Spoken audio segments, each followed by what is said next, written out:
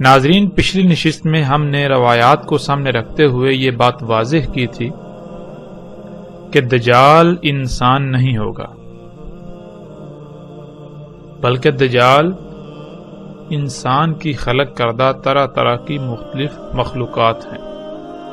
جو حقیقتاً تو انسان کے لیے اور باقی تمام مخلوقات کے لیے نقصان دہ ہیں، لیکن اس کے باوجود انسان ان مخلوقات کو اپنے لیے آسائشیں، سہولتیں یعنی مسیحا سمجھتا ہے۔ اور ہم نے یہ بھی جان لیا تھا کہ رسول اللہ صلی اللہ علیہ وسلم نے اس فتنے کو اعظم فتنہ کہا، یعنی تمام فتنوں میں یہ ایک ایسا فتنہ ہے کہ اگر اس فتنے کو نکال دیا جائے تو پیچھے جتنے بھی فتنے ہیں ان کی اہمیت و حیثیت بالکل ایسی رہ جائے گی جیسے کہ جسم سے تمام کی تمام ہڈی نکال دینے سے جسم کی اہمیت و حیثیت رہ جاتی ہے۔ یعنی جیسے جسم میں ہڈی کی اہمیت و حیثیت ہے، بالکل یہی حیثیت و اہمیت فتنوں کے اندر فتنہ دجال کی ہے۔ فتنوں میں فتنہ دجال کی ہے، اس دجال کے فتنے کی۔ ناظرین، روایات سے ہی آگے بڑھنے سے پہلے ہم مزید اس موضوع کے اوپر بات کریں گے تاکہ ہم پر یہ بالکل کھل کر واضح ہو جائے، کسی قسم کا کوئی ابہام، کوئی شک اور شبہ نہ رہے کہ دجال یہی ہے جس کو ہم پچھلی نشست میں واضح کر چکے ہیں۔ اور اس کے علاوہ ناظرین، جو آج تک یہ بات کہی جاتی رہی اور کہی جاتی ہے کہ دجال کا ذکر قرآن میں کہیں نہیں، اس میں کس حد تک صداقت ہے یہ بھی ہمارے سامنے آ جائے۔ ایسا کہنے والوں، ایسا نظریہ رکھنے والوں اور ایسے نظریے پر اٹھنے والے تمام سوالات سمیت ہم ہر پہلو سے گفتگو کریں گے آئندہ کسی نشست میں۔ لیکن یہاں ہم صرف یہی کہیں گے کہ ایک طرف محمد رسول اللہ صلی اللہ علیہ وآلہ وسلم دجال کے فتنے کو اعظم فتنہ قرار دیں، اور پھر یہ بھی کہیں کہ آدم علیہ السلام کی خلق سے لے کر سات کے قیام تک دجال سے بڑی کوئی خلق نہیں۔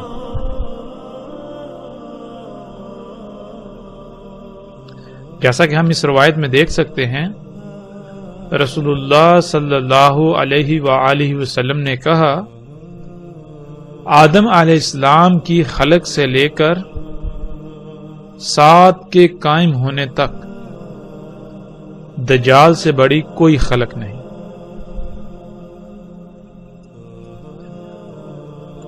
اب یہاں سوال یہ پیدا ہوتا ہے کہ جب آدم علیہ السلام کی خلق سے لے کر سات کے قیام تک دجال سے بڑی کوئی خلق نہیں،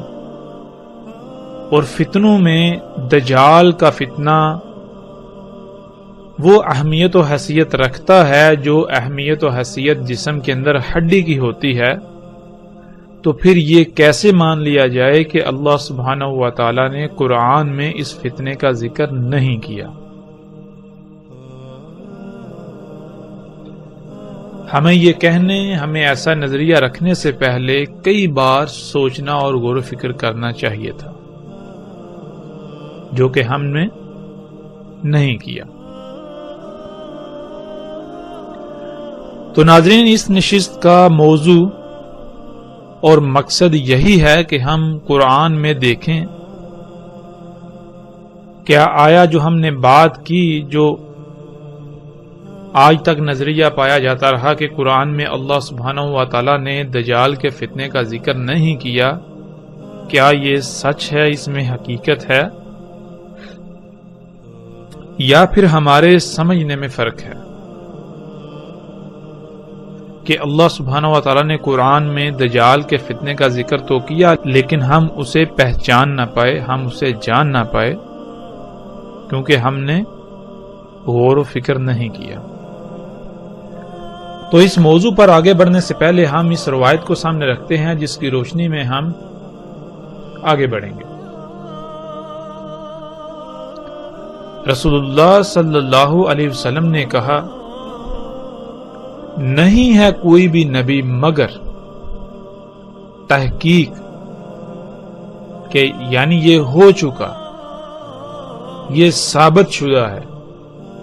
کہ ڈرایا اس نے اپنی امت کو موجودہ خطرے سے، موجود خطرے سے،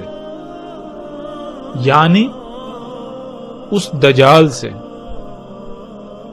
اور اس میں کچھ شک نہیں میں بھی تمہیں بالکل اسی طرح اس موجود خطرے سے ڈراتا ہوں۔ ناظرین، اس روایت میں جو الفاظ استعمال ہوئے ہیں ان میں ایک لفظ ہے ہزارہ۔ یہ لفظ انتہائی اہمیت کا حامل ہے۔ جب تک ہم اس لفظ کو سمجھیں گے نہیں، اس لفظ پر غور نہیں کریں گے تو ہم حقیقت کو نہیں پا سکیں گے۔ حقیقت کو جاننے کے لیے اس موضوع کی حساسیت کو سامنے رکھتے ہوئے ہمیں اس لفظ میں غور کرنا ضروری ہے۔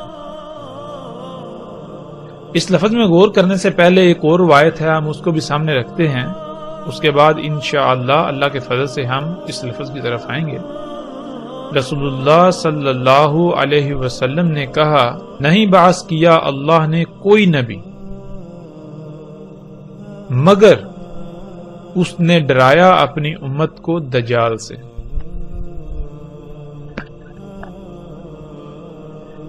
ان دونوں روایات میں ہم دیکھ سکتے ہیں، پہلی روایت میں لفظ حاضرہ استعمال ہوا ہے اور دوسری روایت میں لفظ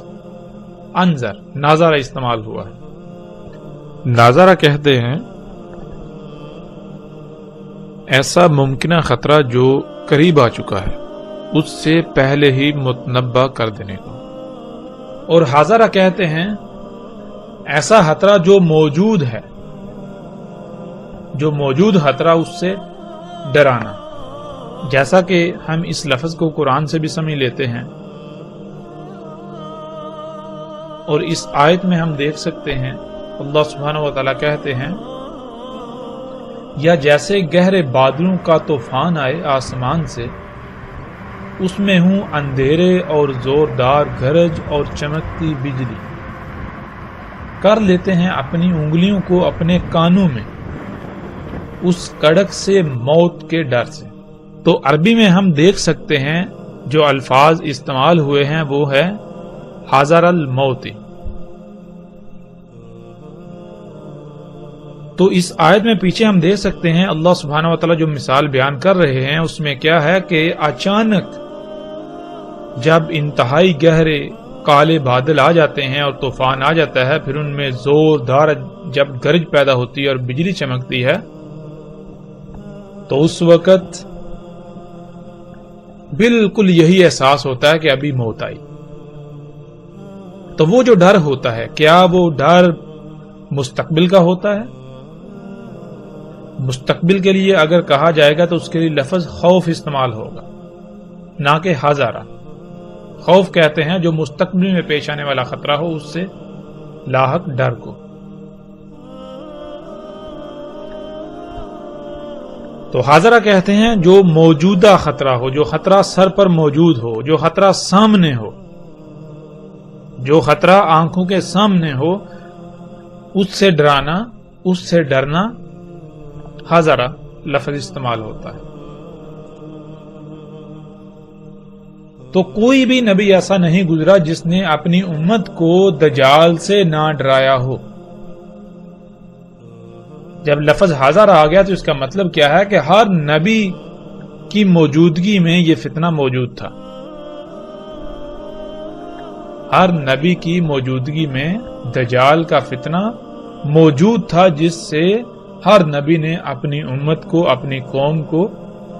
دجال سے ڈرایا۔ اور اگر ہم پچھلی نشست میں جو بات ہمارے سامنے آئی تھی اس کو سامنے رکھیں تو یہ بات بالکل صادق بھی آتی ہے، سچ بھی ثابت ہوتی ہے کہ ہر دور میں جتنے بھی فتنے ہوتے ہیں ان فتنوں میں جو سب سے بڑا فتنہ ہے، جو سب سے بڑا فتنہ ہوتا ہے وہ فتنہ دجال کا فتنہ کہلائے گا۔ لیکن وہ اس وقت کے لیے ہو۔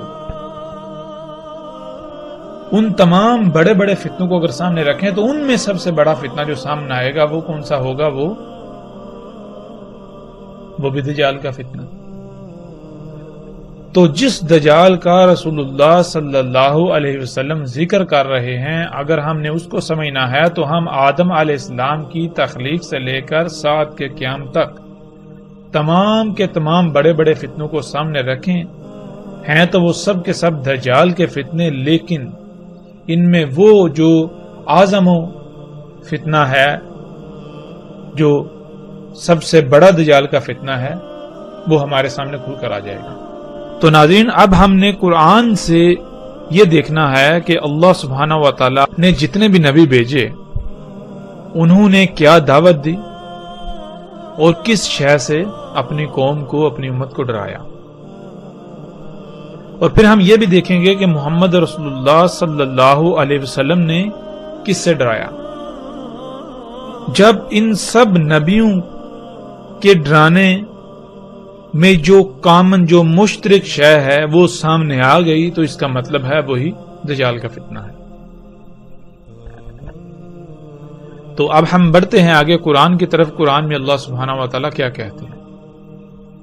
اس میں کچھ شک نہیں، وحی کیا ہم نے تیری طرف بالکل اسی طرح جس طرح وحی کیا تھا ہم نے نوح کی طرف اور اس کے بعد جتنے بھی نبی ہیں ان کی طرف۔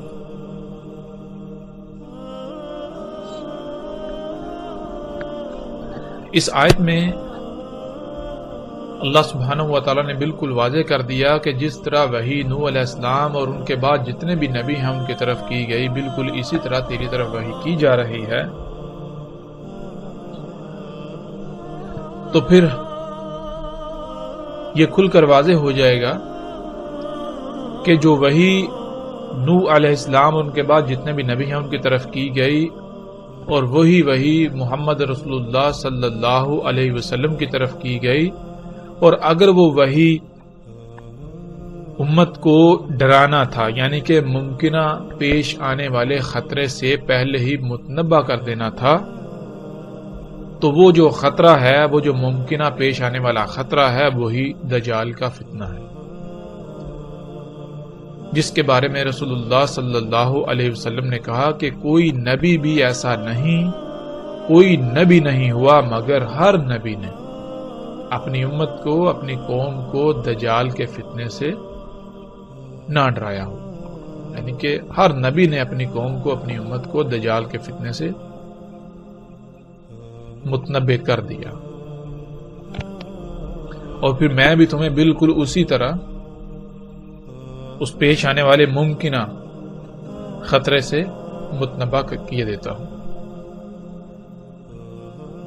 اب ہم نے یہ دیکھنا ہے کہ اللہ سبحانہ و تعالیٰ قرآن میں اس وحی کا کس طرح ذکر کرتے ہیں، وہ کون سی وحی ہے کہ جو جس طرح نوح علیہ السلام کی طرف کی گئی اور بالکل وہی وحی نوح علیہ السلام کے بعد تمام انبیاء کی طرف کی گئی۔ تو اللہ سبحانہ و تعالیٰ اس آیت میں کہتے ہیں، اس میں کچھ شک نہیں ہم نے بھیجا تجھے حق کے ساتھ بشارت دینے والا اور پیش آنے والے ممکنہ خطرے سے پہلے ہی متنبع کر دینے والا۔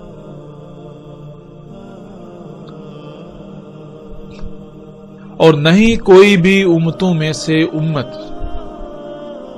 مگر گزر چکا ان تمام کی تمام امتوں میں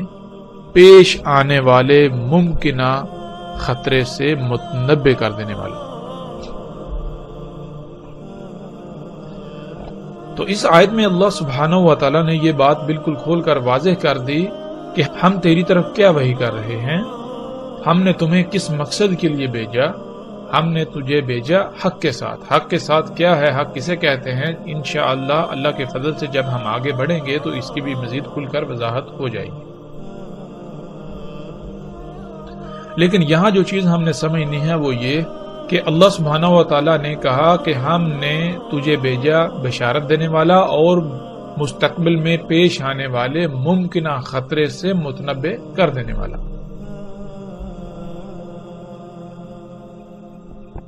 اور کون سا پیش آنے والا ممکنہ خطرہ؟ جو انسانوں کے اپنے ہی اعمال کے سبب قریب آ چکا ہے، جو انسانوں کے اپنے کیے ہوئے اعمال کا رد عمل ہے. اور پھر اللہ سبحانہ وتعالیٰ کہہ رہے ہیں کہ جتنی بھی امتیں پہلے گزر چکی، جتنی بھی، کوئی ایک بھی امت ایسی نہیں کہ جس میں تنبہ کرنے والا نہ گزر چکا ہو، یعنی گزر چکا ہے. تو اب ہم یہ دیکھتے ہیں کہ جب پچھلی تمام کی تمام امتوں میں ان امتوں کے اعمال کے سبب جو خطرہ ان کے سر پر آ چکا، جو خطرہ ان کو لاحق تھا، جب انہیں اس ممکنہ خطرے سے متنبع کرنے والا بھیجا، اس نے دعوت دی، تو کیا اس قوم نے، کیا ان امتوں نے اللہ کے بھیجے ہوئے کی اس دعوت کو تسلیم کر لیا، اس ممکنہ خطرے کو بانپ کر اس سے بچ گئے؟ جو اس خطرے سے بچنے کے لیے درکار تھا، جو ہدایات اللہ سبحانہ و تعالیٰ نے اس خطرے سے بچنے کے لیے دی، کیا آیا ان ہدایات کو تسلیم کر لیا گیا؟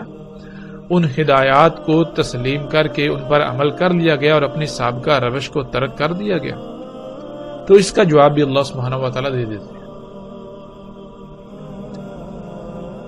اور اگر تیری تکذیب کی جائے گی، یعنی اگر یہ تجھے جھٹلا دیں گے کہ جو تو انہیں ان کے اعمال کے سبب پیش آنے والے ممکنہ خطرے سے پہلے ہی متنبع کر رہا ہے،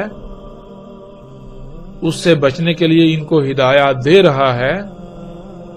اگر انہوں نے تیری دعوت کو تسلیم نہ کرتے ہوئے اپنے انہی اعمال کو جاری رکھا، اپنی اسی روش پر قائم رہے، اسے ترک نہ کیا، تو پھر ان کے ساتھ کیا ہوگا؟ اس کا جواب بھی اللہ سبحانہ وتعالی آیت کے اگلے حصے میں دے دیتے ہیں. پس تحقیق، یعنی کہ ایسا ہو چکا، ان سے پہلے جو تھے، جو لوگ ان سے پہلے تھے، جو قومیں، جو امتیں ان سے پہلے تھی، وہ بھی تکذیب کر چکے.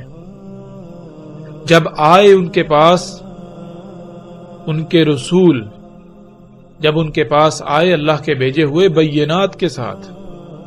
بینات کہتے ہیں سب کچھ ہر لحاظ سے کھول کھول کر رکھ دینے والے، جب ان کے پاس آئے اللہ کے بھیجے ہوئے جنہوں نے ان قوموں کے، ان لوگوں کے اعمال کو کھول کھول کر رکھ دیا کہ جو کچھ تم کر رہے ہو یہ کیا ہے، ان کے نتائج کیا نکلنے والے ہیں، یہ تمہارے جو اعمال ہیں ان اعمال کے نتائج کیا نکلنے والے ہیں، ان اعمال کا رد عمل کیا ہے، وہ کتنا دور ہے. جب انہوں نے سب کچھ کھول کھول کر رکھ دیا کہ جس کو تم اصلاح کہہ رہے ہو، جس کو تم اپنے لیے آسانیاں، فائدے، آسائشیں کہہ رہے ہو، یہ اصلاح نہیں ہے، یہ آسانیاں، فائدے نہیں ہیں، یہ فساد ہے، یہ تمہارے لیے تباہی ہے. تمہارے ان اعمال کے سبب ایک بہت بڑا خطرہ جو تمہارے سر پر منڈلا رہا ہے، اگر تم نے اپنے انہی اعمال کو جاری رکھا تو وہ تمہیں آ لے گا. تو انہوں نے کیا کیا؟ انہوں نے ان کی اس دعوت کو تسلیم کرنے سے انکار کر دیا اور اپنی اسی روش کو برقرار رکھا. اور وہ آئے زبر کے ساتھ اور کتاب المنیر کے ساتھ. زبر کسے کہتے ہیں؟ زبر کہتے ہیں ٹکڑوں کو. جو اللہ کے بھیجے ہوئے تھے وہ کیا کرتے تھے کہ وہ اس وقت جو کچھ ہو رہا تھا، جو تباہیاں مچائی ہوئی تھی، جو فساد انسان کر رہے تھے، جو اعمال کر رہے تھے، ان کو کھول کھول کر رکھ دینے کے لیے وہ کچھ نہ کچھ لکھ کر سامنے لے آتے تھے، وہ ٹکڑوں کی صورت میں سامنے لاتے رہتے تھے. اور کتاب المنیر، اور وہ جو ان کے ٹکڑے تھے وہ کیا تھے؟ وہ کتاب منیر تھی. وہ ایسی کتاب، وہ ایسا کتب ہوا تھا جو بالکل روشن کر دینے والا تھا، سب کچھ واضح کر دینے والا تھا۔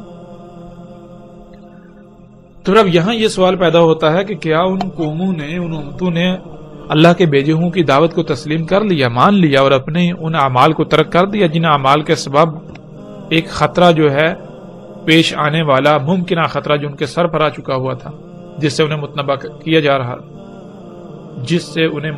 جا رہا تھا۔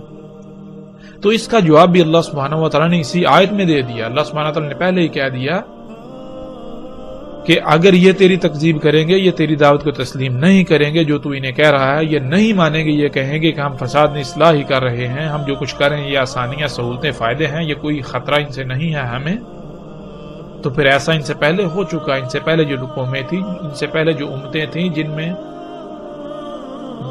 مستقبل میں پیش آنے والے ممکنہ خطرے سے متنبہ کرنے والے تھے، وہ گزر چکے، تو وہ بھی ایسا کر چکے، وہ تکذیب کر چکے۔ جب وہ تکذیب کر چکے، انہوں نے اللہ کے بھیجے ہوں کی دعوت کو تسلیم نہ کیا، اپنے اعمال کو ترک نہ کیا، تو کیا پھر ان کے اعمال کے سبب جو ان کے اعمال کا رد عمل تھا، ان کے اعمال کا رد عمل کا جو پیش آنے والا ممکنہ خطرہ تھا، کیا اس نے انہیں آ لیا؟ تو اس کا جواب بھی اللہ سبحانہ و تعالیٰ آگے کھل کر دے دیتے ہیں۔ اللہ سبحانہ و تعالیٰ کہتے ہیں، پھر آ پکڑا ان کو جنہوں نے کفر کیا، یعنی کہ جن لوگوں نے تکذیب کی، جن قوموں نے تکذیب کی، پھر ان کی تکذیب کا نتیجہ بھی انہوں نے دیکھ لیا۔ ان کے اعمال کے سبب پیش آنے والے ممکنہ خطرے سے متنبہ کیا جا رہا تھا، جب وہ متنبہ نہ ہوئے، جب انہوں نے اس دعوت کو تسلیم نہ کیا، تکذیب ہی کی، تو پھر کیا ہوا؟ پھر اس پیش آنے والے ممکنہ خطرے نے انہیں آ پکڑا لی۔ پھر اس آیت میں آگے اللہ سبحانہ و تعالیٰ کہتے ہیں، پس کیسا تھا ان کی اس تکذیب کے سبب ان کا پکڑا جانا، ان پر جو پکڑ آئی وہ کیسی تھی؟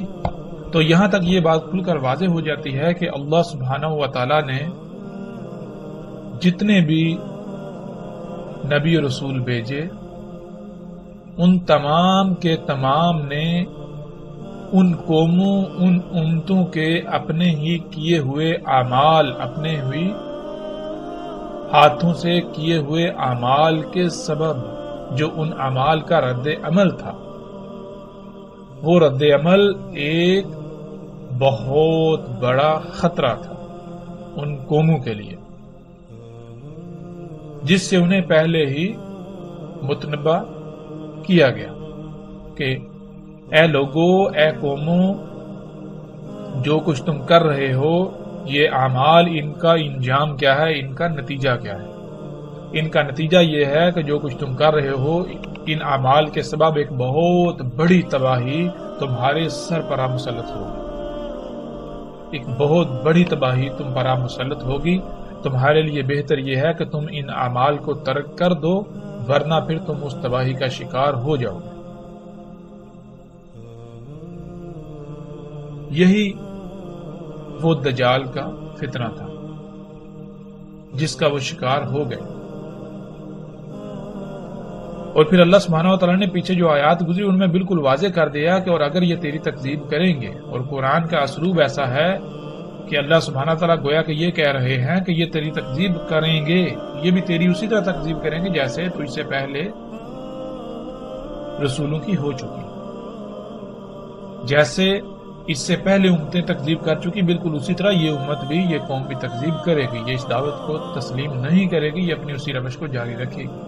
پھر جب یہ اپنی ان اعمال کو جاری رکھے گی، اپنی اسی روش پر قائم رہے گی، تو ان کے اعمال کے سبب وہ ممکنہ خطرہ جس سے انہیں متنبہ کیا جا رہا ہے وہ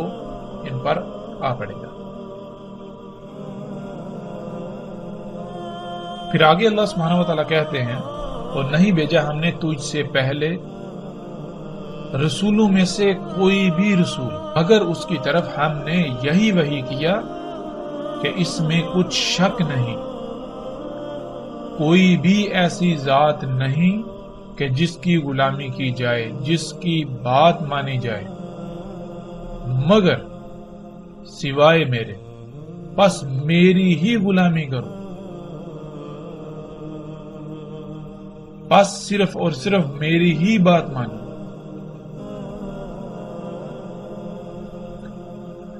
یہ آیت الحمدللہ مزید بہت ساری باتیں کھل کر واضح کر دیتی ہیں۔ وہ کون سے اعمال تھے جن اعمال کے سبب ممکنہ پیش آنے والے خطرے سے متنبہ کیا جا رہا تھا، جب وہ قومیں متنبہ نہ ہوئیں تو پھر اس کا شکار ہو گئیں۔ اس کی وجہ کیا تھی؟ اس کی وجہ یہ تھی کہ اللہ سبحانہ و تعالیٰ کہتے ہیں کہ تجھ سے پہلے کوئی رسول نہیں بھیجا، کوئی بھی ایسا بھیجا ہوا نہیں، مگر یعنی کہ جتنے بھی رسول بھیجے گئے، ہر رسول کی طرف اللہ نے اپنے ہر بھیجے ہوئے کی طرف یہی وحی کیا کہ اپنی قوم سے کہو، ان لوگوں سے کہو، اپنی امت سے کہو کہ اس میں کچھ شک نہیں، اللہ کے علاوہ کوئی الہ نہیں۔ الہ کہتے ہیں ایسی ذات کو جس کی بات مانی جائے، جس کی غلامی کی جائے، جس کے پیچھے چلا جائے، جس کی مرضی سے رائے برابر بھی عمل کرنا۔ تو کوئی بھی اللہ کے علاوہ ایسی ذات نہیں ہے جس کی مرضی، جس کے حکم سے رائے برابر بھی عمل کیا جائے۔ اگر تم نے کوئی رائے برابر بھی عمل کرنا ہے تو وہ صرف اور صرف اللہ ہی کے حکم کے مطابق کرنا ہے، اللہ ہی کی مرضی سے کرنا ہے۔